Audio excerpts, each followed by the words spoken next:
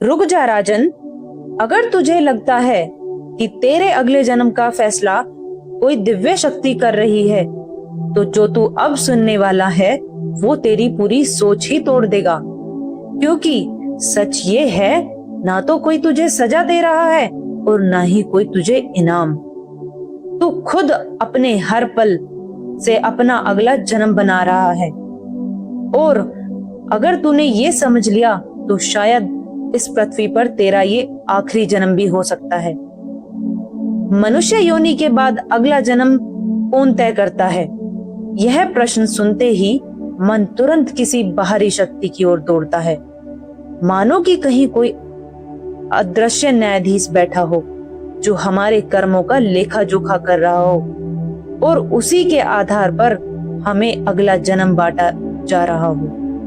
परंतु जैसे ही अष्टवक्र मुनि की दृष्टि से इस प्रश्न को देखा जाता है, यह पूरा ढांचा ही हिल जाता है। क्योंकि अष्टवक्र मुनि कहते हैं, तू ना करता है ना भोगता है, तू केवल साक्षी है। और जब यह वचन भीतर उतरता है, तब यह प्रश्न कौन तय करता है धीरे धीरे बदलकर यह हो जाता है, यह निर्णय होता कैसे है। मिथिला की सभा में भी जब एक जिज्ञासु ने बड़े ही विश्वास के साथ कहा, निश्चित ही भगवान ही सब तय करता होगा, तब ज्ञानी ने मुस्कुराकर कहा, राजन, यदि कोई बाहर बैठा हुआ तेरे हर कर्म का निर्णय कर रहा होता तो फिर तुझे विवेक और स्वतंत्रता क्यों दी गई होती? वेदों का एक गहरा संकेत है, यथा कर्म तथा फल, जिसका अर्थ केवल इतना नहीं कि कर्म का फल मिलेगा, बल्कि यह है कि कर्म स्वयं ही अपने फल का बीज है। अब इसे एक सरल लेकिन गहरे दृष्टांत के साथ समझ। मान ले कि तू एक खेत में बीज बोता है। यदि तू गेहूं का बीज बोएगा तो गेहूं ही उगेगा, यदि कांटे बोएगा तो कांटे ही निकलेंगे। पर राजन, यहाँ एक बात बहुत कम लोग समझते हैं, बीज सिर्फ बाहर नहीं बोया जाता। सबसे खतरनाक बीज वो है जो तू अपने मन में हर दिन बो रहा है, और वही बीज तेरी पूरी जिंदगी और अगला जन्म तय करता है। अब तू चाहे कितनी भी प्रार्थना कर ले, बीज का स्वभाव नहीं बदलेगा, क्योंकि बीज के भीतर जो संभावना है वही प्रकट होगी। अब राजन, तेरे कर्म भी ऐसे ही बीज हैं जो तेरी चेतना में बोए जाते हैं और समय आने पर तेरे अगले अनुभव का रूप ले लेते हैं। उपनिषदों में कहा गया है कि मनुष्य की वासनाएं और संस्कार ही उसका अगली यात्रा का मार्ग तय करती हैं। जैसे हवा एक स्थान से उठकर दूसरे स्थान तक जाती है और अपने साथ सुगंध या दुर्गंध ले जाती है, वैसे ही जीवन भी अपनी वासनाओं को लेकर एक शरीर से दूसरे शरीर की ओर प्रवाहित होता है। अब यह समझ कि यहाँ कोई बाहरी निर्णय नहीं है, यह एक स्वाभाविक प्रवाह है। अब रामायण का एक गहरा उदाहरण देख। रावण अत्यंत विद्वान था, वेदों का ज्ञाता था, परंतु उसके भीतर अहंकार और वासना इतनी प्रबल थी कि वही उसकी चेतना की दिशा बन गई और अंततः वही उसके पतन का कारण भी बनी।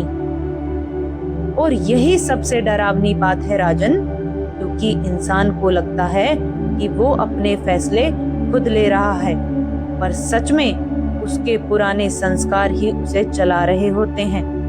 मतलब तू जो सोच रहा है शायद वो पहले ही तय हो गया हो। अब यह केवल इसी जीवन घटना की नहीं, बल्कि यह संकेत है कि चेतना की जो दिशा बनती है वही आगे की यात्रा तय करती है। अब एक और दृष्टांत से समझ। मान ले कि तू एक नदी में बह रहा है और तेरा मन जिस दिशा में झुका हुआ है वही दिशा तेरी धारा बन जाती है। अब कोई बाहर से आकर तुझे मोड़ नहीं रहा, तू स्वयं अपनी प्रवृत्तियों से अपनी दिशा बना रहा है। पुराणों में एक कथा आती है, एक राजा था जो अत्यंत क्रूर था। उसे हिंसा में आनंद आता था और धीरे धीरे उसकी चेतना उसकी हिंसा में डूब गई। मृत्यु के बाद वही चेतना उसे ऐसी योनि की ओर ले गई जहां वही प्रवृत्ति और अधिक स्वाभाविक थी। अब राजन, यह समझ कि यह कोई दंड नहीं था, बल्कि उसकी अपनी ही चेतना का विस्तार था। यही कारण है राजन कि मनुष्य जीवन इतना कीमती कहा गया है, क्योंकि पहली बार तुझे मौका मिलता है। या तो तू इस चक्र से बाहर निकल सकता है या फिर उसी चक्र को और मजबूत कर सकता है। निर्णय अभी हो रहा है। और अब ध्यान से सुन राजन, तेरा हर विचार, तेरी हर छोटी आदत, तेरी हर प्रतिक्रिया, ये सब मिलकर तेरे अंदर एक ऐसा प्रोग्राम बना रहे हैं जिससे तू खुद भी बाहर नहीं निकल पाता। यह संस्कार हैं। और सबसे बड़ा सत्य ये है राजन, जब तीर छूट जाता है तो उसे वापस लाना आसान नहीं। वैसे ही जब जीवन भर तू एक ही दिशा में जीता है तो मृत्यु के समय तेरी चेतना खुद उसी दिशा में बह जाती है। अब जरा रुक कर सोच राजन, अगर तुझे आज ही ये समझ आ जाए कि तू शरीर नहीं है, तू मन नहीं है, तो फिर किसका जन्म और किसकी मृत्यु? और शायद यही वो क्षण है जहां पूरा खेल समाप्त हो जाता है। हरे कृष्ण।